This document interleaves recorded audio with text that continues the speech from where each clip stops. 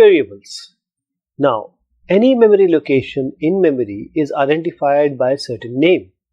So a name memory location is exactly,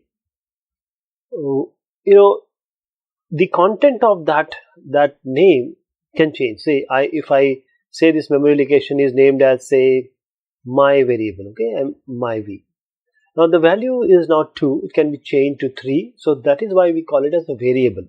The name has come up from vary, so it can vary.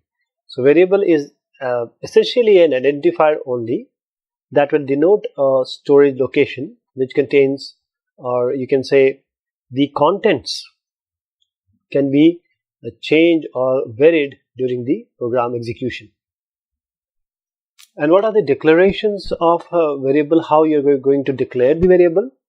So the syntax is quite easy. You have to first give the data type, then followed by the variable name. Number of variables you can give, so there is no limitation. Just separate them by comma and end them with their semicolon. You can also initialize a variable while you are declaring it using this. Data type should be here, then this should be the variable name, and you can use this equality operator, and then the value can be assigned. So in C++, these declaration and initialization, it can be done simultaneously, right?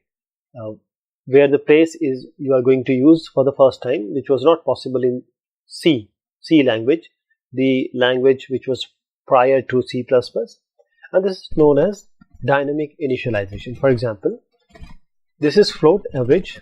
Now this average, you are saying sum by count.